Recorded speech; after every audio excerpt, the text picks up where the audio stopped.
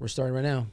What's up, Agents Rock? I got a great podcast here for you guys today. I'm here with Jacob, one of our top agents here at Signature Realty. Jacob, thanks for coming by, buddy. Thanks for having me. Awesome. I'm excited for this. Awesome. I know that Joe keeps calling you Derek Jeter. So we're going to see if some of the audience actually, sees it, agrees with Joe here. So, today we're going to be talking about what it takes to obviously become a top agent. You're one of the biggest you're one of the biggest agents right now in the state of New Jersey. You did 50 or 51 transactions. 50 exact. As a solo agent. In 2022. Right. Yeah. And you came from a team a year ago. Yep. And it's great to see obviously that transition happen for you. And because it's very hard to leave a team and then become a solo agent and have the type of success that you've had, especially in your first year, which, I commend you and I highly praise you for that. And you should obviously give yourself a huge pat in the back because it's not an easy task or an easy feat to accomplish. Yep. But you've been an agent, how long? Now it's been 5 years, 5 years and 2 months. So I started January was 5 years. And you're relatively young, right? Like, how old are you? 29. Wow, you are young. And you got into the business when you were 24. 24. Yeah. Tell us why you got into the business first.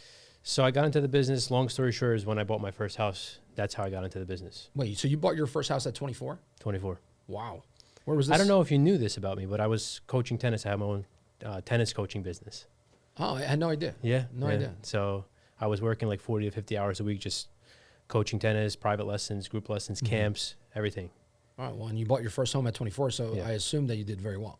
Yep. Yeah. So that was like, when I first got my first house, and then I was like, I think somebody mentioned to me like, oh, you should look into being a realtor. Like, I think my mom actually said it as like almost like a joke. And then I started thinking about it. And then me and a buddy of mine got our license. And then the person who sold me the house ended up recruiting me to work for him. Mm-hmm. So that's how I got into the team. But what attracted you to the business? It's like a new opportunity. I was looking for a new opportunity, and I always like working with people and helping people. So I knew I wanted to help people. And what's better than helping somebody buy a house, the biggest decision of their life? That's huge. Yeah, that's excellent. So that's what I really wanted, kind of something else other than coaching tennis, because it was like repetitive every day. So I wanted something different. So that was like a good way to kind of transition. I transitioned into a part-time. So I was still working full-time tennis, then part-time real estate, and then it turned into full-time both. So it was like full-time tennis and full-time real estate. Wow, that's amazing. And then it transitioned into full-time real estate. When did that happen? When did you transition? What year? COVID. Really? Like when COVID started, that's when I got busy. Before that, I closed a total of maybe 4 deals for the first 2 years, maybe 4 or 5 deals. And then when COVID started, it just like, boom. So 2020. 2020. So this is recent. This is so real estate boomed and tennis shut down because the clubs shut down. Nobody wanted to take tennis lessons, but everybody wanted to buy a house. Yeah. So it was almost like a blessing in disguise a little bit. So if anything good came out of COVID, that was one of them. Wow. And were you still at the same brokerage with the person that had recruited you, or you went somewhere else? I was with the same brokerage that the person recruited. Yep. And that's how you became part of that team. Yeah. Yeah. So he sold me the house, and then I started working with that team. Yeah. Yeah. And what was your best year when you were in the team in terms of units? Each year for the 5 years, each year it went up. So that's actually pretty good. So each year it got more and more. I think the first year it was only 2 deals. It was my parents selling my childhood home, my parents' home, and buying them a home. That was my first 2 deals. That was the only 2 deals. Did they like their realtor? They were actually an easy client because they only saw 2 or 3 houses, and they bought the house, and then I sold their house, my house. It was kind of interesting as a first transaction. Second year, I only did 4 deals, and one of them was a rental. And then third year, I think I did 32. Wow, that's a big jump. So tell me about that transition from second year to third year, where you went from 4 to 32. Yeah. Something or many things had to have transpired that led you to such a successful year in a team structure. Yeah. What was that? So it was a lot of learning. So those first 2 years, I learned so much, and I was able to kind of absorb all the information. And I had those first 2 years, I had so many balls in there, so many different clients I was working with. So I was excited, but nothing was clicking. Like something would always fall through. So, it's very important in real estate. It could be very depressing, sometimes, and it's very easy to give up because so many things happen and it looks like it's going to be good. And then all of a sudden it's like you run into a wall, but you got to get yourself up and keep moving past that. So I think a lot of trial and error, failing, and then being able to kind of overcome that edge. There's a lot of lessons in failures when it comes to real estate. Yeah. So eventually, like I said, I had a lot of things happening those first 2 years. I didn't get down on myself because they weren't working out, but I just learned from it. And then the third year I was able to kind of piece it together. And then real estate, it's very important to have momentum too, because you close 1 or 2 deals, this is like a way to really keep the momentum going in order to be able to close, 2 or 3 deals every month, from that point on. Yeah, I love that you said that, because in this business, results is what drives motivation. Exactly, 100%. And when you have 2, 3, or 4 big checks in your hand, it motivates you to want to get another one and another one and another one. You're right. So always drive off the momentum, because it changes your whole mindset, it changes your whole outlook, and then also the way you go about your business. You're already like set to be your best self when you have the momentum. So I always tell people to just, when you have the momentum, keep pushing through that momentum, because that's what's really going to motivate you to not only do well for yourself, but also to be your best self to help your customers, your clients. Yeah. So let's fast forward. So fast forward, you're in a team structure, you decide to leave. You decide to leave a team to go solo agent. Tell me why. I think the biggest thing is that's actually a good question. So the biggest reason is I just wanted to, with a team, I think I reached the ceiling as to how much business I could produce and how much what the results could come out of it. As a solo agent, it was almost like I wanted to test myself more and to see if I could accomplish what I have accomplished with a team by myself, and then also do more than that. So I feel like being a solo agent, you don't have really a ceiling or a cap. It's really what the work that you put in. That's the more work you put in, the more work you get out of it, the more results you get out of it. Yeah, I agree with that. So that's the biggest thing. That's awesome. Yeah. And I think you're right. There are times where people just outgrow one another. Yeah. Right. And I think that it's not a matter of not being a good fit for one another. It's just a matter of you've gotten to a certain level and you want to now reach the next level. Yep. And what's next, right? Exactly. Like what's next? It was like I was up for the challenge, Yeah. So you transition from being in a team, right? Yep. You become a solo agent. Yep. You come over to Signature, and you did 50 transactions. 50 transactions. Tell me the things that led you to get to that. Because 50 transactions, for just to give people context, obviously, if you're not a real estate agent, it's a lot, right? You probably, I would say you're within the 1% of agents, right, that do that sort of production. So it is a lot, but there's a lot of things that happen, a lot of moving parts that happen behind the scenes, from a prospecting standpoint, from 100%. A moving the needle forward standpoint, from working on the business rather than working in the business standpoint. Tell me a couple of things that you believe wholeheartedly has attributed to your success today. From lead generating to lead nurturing to obviously client-facing activities, et cetera. 100%. That's a really good question. So the 2 main things I think is important to be able to be successful is consistency and accountability. Mm-hmm. I think those are the main 2 drivers, the main 2 factors. I love that, yeah. Yeah, so to break it down, because those are really broad, but to break it down like with consistency, I try to make it for myself. It's like you want to put in the work on a daily basis, because with something like real estate, there's always a 90-day lag. So whatever you do today, you're not going to get rewarded for it right away. It's going to be in 90 days that you get rewarded. I'm laughing inside because that's what I say all the time. Yeah. You're right about that. So it's always a lag. So you got to motivate yourself every day to do something that's going to reward you in 90 days. So what I do, I keep it simple. I have a board in front of me, and I have 10, 10, 10 is what I call it. So I want to have 10 clients that I'm taking out, clients who I'm sending properties to on a daily basis and taking out every weekend.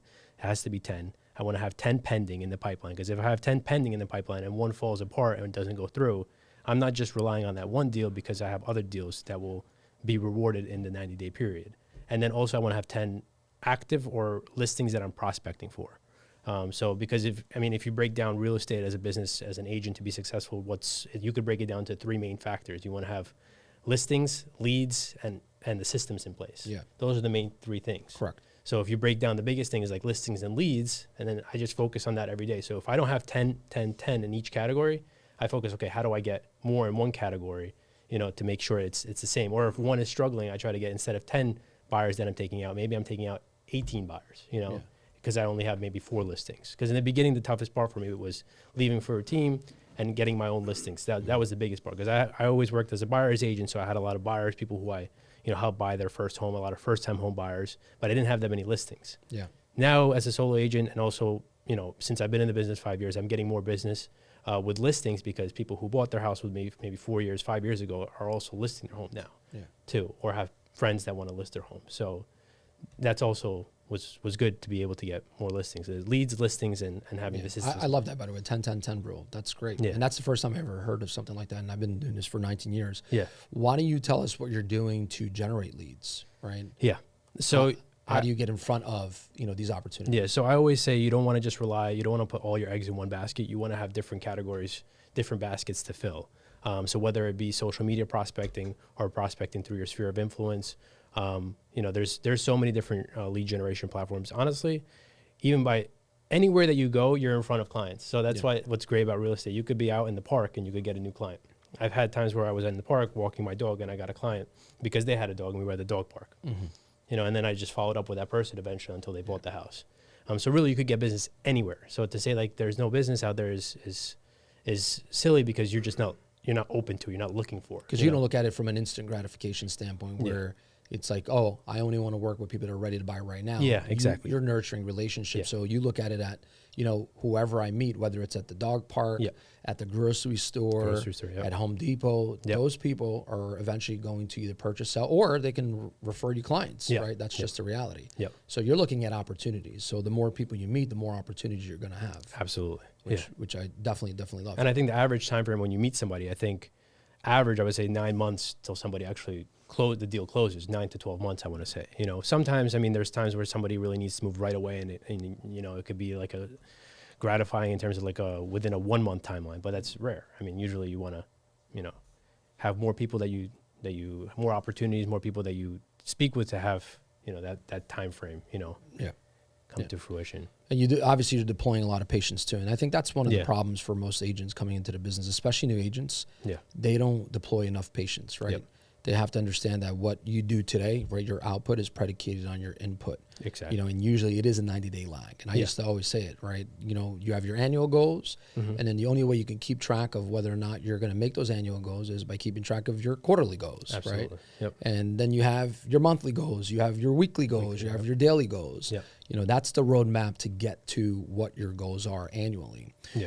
Are you purchasing any leads? Are you using like Zillow? So to go a little bit further on your question, so a lot of my leads is personal leads, like through my sphere, people who I went to school with, people who I went to college with. So a lot of personal leads through social media, just being like organic reach with me posting content and people reaching out through me through my sphere of influence. And again, when I first started posting on social media, nothing was happening. I think it was at least 9 to 10 months where I was posting daily with listings, with things that I was showing houses, talking about, the process or going through my day-to-day and just documenting myself as a realtor. But for the first 9 to 10 months, nothing came out of it. So, that's the perfect example, going back to our point, is that it's not going to be instant gratification. It's going to take time. It's longevity. It's a long game. And then I do purchase leads. So like I said, you don't want to put all your eggs in one basket. I have realtor leads that I purchase, and then I have also Google ad leads, like PPC leads that I purchase. So those are really the main two. I don't really go crazy and spend a lot of money on leads because I have a lot of people who I'm already working with. So I don't really need to, go about, I don't need to like spend a lot, if I'm already being successful, why change something that's not broken, Run me through your daily real estate life. You working on the business. Forget about the showings and stuff like that. Like, what are you doing on a daily basis, or what are you doing consistently weekly? To move the needle forward in your business. So daily, I always want, since as a realtor, you want to be the local expert in your area. You want to know what's happening with the market. So you need to educate yourself on a daily basis, being so what's going on with the news as broad, and then also specifically on a day-to-day basis, you want to be checking in what's the new listings out there, what's on the market. So you're very knowledgeable, so that when an opportunity comes and somebody's looking for a house, you could tell them what was listed yesterday, or you have something that matches what they're looking for. So every day in the morning, I check hot sheets to see what listings came out in my county, in other counties. And then at night, I also check the daily hot sheets. And I use that to my advantage, and all agents should use that. Because whenever you see, I pretty much play matchmaker. I see a house that fits, and I don't email the listings. I'm really quick. I just text them, because in today's market, like, everybody wants everything done really quickly. So as soon as I text them, I say, look, this is a really nice house. What do you think about this house? And even if they don't like that particular house, it still engages a conversation, and maybe they have something else that they were meaning to ask you, or maybe there's another house that they were thinking about. Now they're going to ask you about it. But if you never reached out, they don't want to inconvenience you. They might just go drive by and then maybe meet a realtor who's there at the house, just walking by and say, hey, can I see the house? Yeah. So you want to offer your services. You want to really I really love what Signature has, the motto is seek to serve. I love that because that's like the main goal when I wake up is like, I want to be helping people. That's like my priority, not like, I don't worry about myself. How do I get paid? I worry about how many people. How can you serve better? Yeah, right? Exactly. So that's like day to day, I think, is just educating myself and being aware of what's going on in the market. And then I think on a more week to week or month to month basis, I think about, what's the next stage in the business to really grow exponentially, So whether it be with optimizing your website so that this way, obviously, these are what people are seeing is your website, especially leads. And then also optimizing in terms of social media, because that's your resume in terms of your social media, your Instagram, your Facebook, your LinkedIn, your YouTube. Yeah. You want to be everywhere. So you want to make sure those really stand out and it's very clean, elegant looking so that, you're presentable and people, want to reach out to you because they like you, they want to work with you, they see that you do offer something of value to them. Correct. So I think that's on a week to week basis. I try to see where I can grow in my business and how do I really develop into more leads, more listings, and also work on my systems too in terms of having the whole back office side of things and making sure everything is operating the way it should, because it's not only like helping people, but it's also the way you help people. It's the service that you put out there. You want to be the best service. Not only do they get the house, but also their experience getting the house. Yeah, it has to be excellent. And systems have to be there for efficiency, right? Yeah, for efficiency. Yeah. What do you use for like CRM and stuff like that? So CRM, I have the CRM is called Great Agent. So that's what I was using when I was part of the team, and I was still close with the owner of the company. So I was able to set up through Great Agent the CRM. I've used Boomtown before. I've used KV Core before. So I've used all the CRMs. Boomtown just got purchased by KV Core. Did they? Yeah, a couple of months ago. Yeah. Yeah. So some of them are more pricier than others, but they all pretty much offer similar things. Maybe some website optimizations is better with one over the other. Correct. Some follow-up tools might be better with one over the other, but for the most part, it's really what it is the customer relationship management. And it's how you use it, right? It's how you use it. There's a lot of people out there with CRMs and they're not using it to their full capacity. One really good tip for new agents is to get in the habit of using the CRM daily, right when you first start into the business, because you develop that habit. That's the best habit that will serve you. Because I didn't do that in the beginning. I didn't have a CRM in the beginning. Mm-hmm. As a team, we didn't have a CRM. And then finally we got a CRM. But at that point, I wasn't used to putting everything into the CRM every day. I would just write things down on my phone or write it down on paper. And then it would be like all over the place. And it's tough to remember a million things at once. Correct. The CRM will remind you when to do certain things. So that's huge. Especially if you get at my age, you start forgetting a lot. Let's go back to social media really quick, because you do a really, really good job at what you just said before. Yep. A couple of minutes ago, documenting. Yep. And, you did a social media training for the company a couple of months ago. Yep. And I really felt that it was fascinating the way you do it, because a lot of agents don't do it from an angle of documenting. Mm-hmm. They're just posting to post. Yep. Right. You're actually documenting your activity. Yep. Yeah. So why don't you touch a little bit on that? It's pretty much like reality TV. That's what everybody wants to watch. It's like almost like it's entertaining and it's also educational. And it's funny enough. You know where I got that from? I was listening to Gary Vaynerchuk's podcast. Yeah. And we just signed up with Gary V. Yeah. So I mean that's really where I got the motivation from Gary V's podcast, because he said, I think he wasn't allocating specifically towards realtors, but he was allocating towards people who are just entrepreneurs. Yeah. And then I think there was one podcast where he specifically mentioned, as a realtor, you should be just documenting. You should be like the local mayor in your town, like everything that's going on in the town. I believe that. Yeah. Yeah. So that this way, you're helping people, so, and it's entertaining, and it's also helpful to people. So really the day to day, that's where I got the motivation to do that. And then I just started doing it more and more. At first I was a little bit like self-conscious about it. I didn't want to really, don't know if I sound good or if I sound kind of goofy. If it's too much. Yeah. So eventually I started getting away from that in terms of like, what is it called? Like paralysis from analysis, like over analyzing what I'm posting. As long as I have good intent with my content, even if some of the videos might not be the best, if I have good intent, I think for the most part, and you're posting consistently, you're going to get the results, So as long as, you have good intent and you're posting your day-to-day, to you it might seem boring, but to other people who are not in real estate every day, to them it's like interesting, because it's like, oh, okay, this is what you're doing, on a day-to-day basis as a realtor. You know? And it makes people understand that you're credible and authority in the space. 100%. And that's what they want to use, right? Like if you look at the average buyer or the average seller, they're going to want to use the agent that's active Yep. on a daily or weekly basis versus Exactly.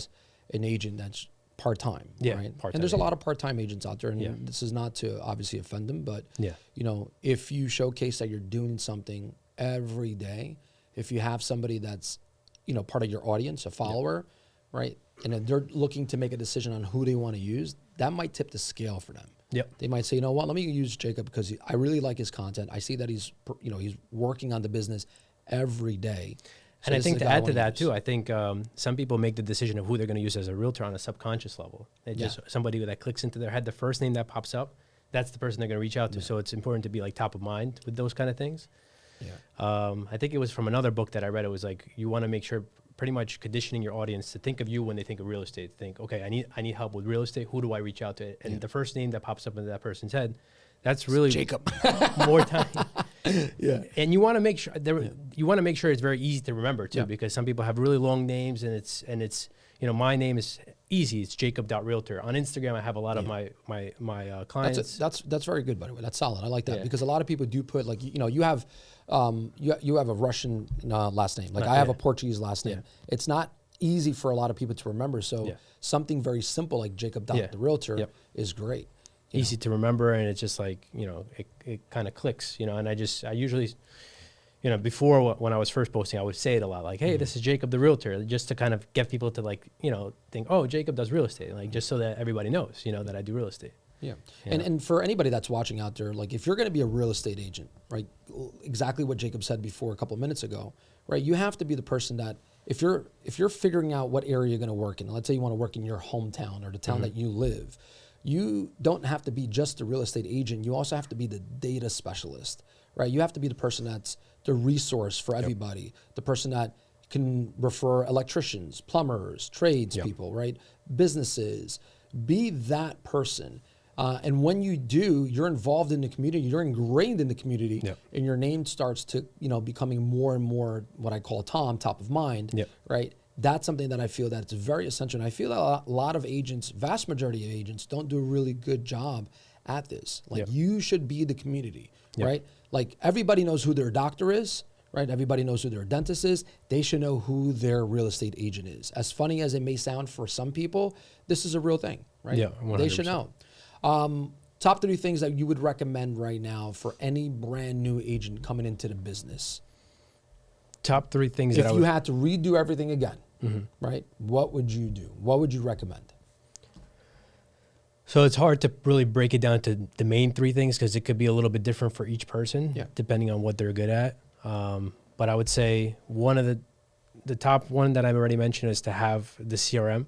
I think that's huge. I agree 100%. Yeah. Number 2, if you're just getting into the business, you want to be like a sponge. You want to learn as much as possible, because the more you could learn, the more you could help people. So I would say just spend the first year of just learning as much information as you can. Because before, when I first started, I would take any lead. It would be a rental. It would be in the middle of the night. It would be like 8:30 at night, and I just finished working, having a tennis lesson, and I would just go and show the lead. I didn't check what their credit score is. I didn't pre-qualify, pre-screen. I just went. So you weren't trained properly, right? Well, that, and then also what I'm saying is you want to also just be open to more opportunities, because even if you don't close that deal, you still learn from that, right? So I was saying pretty much a yes man the first year, because I was taking all the opportunities, which is good too. If you look at it, I always say that it's good, because if you look at it from that perspective, you could actually learn from your own experiences, as opposed to just, you know, only taking out certain people. Yeah, and we mentioned before also being in front of as many people as possible is also good for 100%. business, right? So that's the first thing is, like, I would say be organized with the follow-up. So the CRM is huge. Yeah. And anybody could be in your CRM, guys. Like you can meet somebody at the dog park and you can put them in your CRM. It doesn't have to be somebody who is a buyer looking to buy right now or next year. Anyone could be in your CRM because they can refer you business. So do not be short-sighted or short-minded when it comes to that. Yeah. So the first thing, like I said, CRM, if it could be expensive. So in the beginning, if it means just having a notebook, that's fine too. Just keeping track of the notebook, and looking at it every day to know who you're working with, you know, or who you make connections with. The second thing, like I said, is taking on opportunity. So, you know, to give you one funny story, I would work at the tennis club. I had lessons between 3 to 5, and then I had lessons between 6 to 10, and then 5 to 6 is usually when I get dinner. You know, get food, get something to eat. I would change in my car, go do the showing, change, and then go back on the tennis court. So So I would take every opportunity because I was hungry and I wanted to learn more and I wanted to take the opportunities. So I think that's huge, taking opportunities and learning. So CRM, taking the opportunities. And 3, I think is just surrounding yourself with the right people. Love that. Environment. And that's what I really like about Signature too, is just because it's almost like the vibe is contagious and everybody's on the same mission. Everybody is looking to help one another and help other people. Yeah. And we have so many good leaders in place. Like I look up to you, and then I look up to John, and then I look up to Michelle. It's just like, you know, it's so good to know that there's no ceiling, because I look up to John and I see him like up here. I look up to Michelle. I look up to you all the way up here. So it's like I could grow into that and continue to better myself every day. And that's really what I love about the company. That. Yeah, and that's why I made the switch over to the company as well. And this is not like a signature, endorsing thing, but it's like, whatever company you go to, you should look at the leadership team, 100%, and see whether or not the success is something that you want to aspire to be. Yeah. Because, one of my biggest issues I had at my previous 3 brokerages, there was nobody there that I aspired to be. Yeah. Like a lot of the agents were in their 70s. And I'm like, well, there's no relatability or commonality there, right? And a lot of agents weren't successful. They were doing this because they were already, retired. So this was like a hobby for them. Yep. And I needed to be in an environment where people were much more successful than me, that gave me an opportunity to look up to them and inspired me to do better. Yeah, inspiring. And that only happens when you change your environment, and that only happens when you go seek out these type of people. So that's very, very important. 100%. You're now, obviously you did 50 transactions last year. What's your goal now moving forward? 100. There you go. You got to double it. Yeah. I always set the bar high. I don't want to set the bar low, because if I set the goal to 100 and I do 80, that's pretty good. But awesome. If I set the goal to 70, then I only get 55. Yeah. So I'd rather set it very high, because even if I get 80% of the way there, it's still very successful. It's progress. So you want to shoot high, but also you don't want to shoot yours overly high where it's just impossible to achieve. Then you don't get motivated. If it's way too high, you're not going to achieve it. Awesome. Any change you want to make in the next year? Change, for me, I think it's a lot of it is managing a lot of transactions. I want to get even more organized. I think organization is key. It might take a little bit more time, which I need to get better at in terms of organizing everything. Yeah. But I think organization, I think that's one of the main things where I want to. Yeah, structure is definitely important. Yep. Something I actually, when I was an agent in production, it was a problem, right? Because it's very difficult in this business to stay structured when you're getting pulled in different directions, 100%. Especially when you allow the clients to dictate your schedule. And I did a very poor job at fixing that. It wasn't until the last 2 years that I said, you know what? Moving forward, I'm going to dictate my schedule. Yeah. I need help with I need help with that, where I know that I set out to do something one day and then I just get pulled away from it. Yeah. And then that's tough. I think that's a common problem too. So I think that's where I want to. Yeah, very difficult. Jake, I appreciate you coming on here, man. Thanks for having me. A lot of valuable tips. This is a guy who's extremely successful, and he did it in a very short period of time, 5 years in the business. Yep.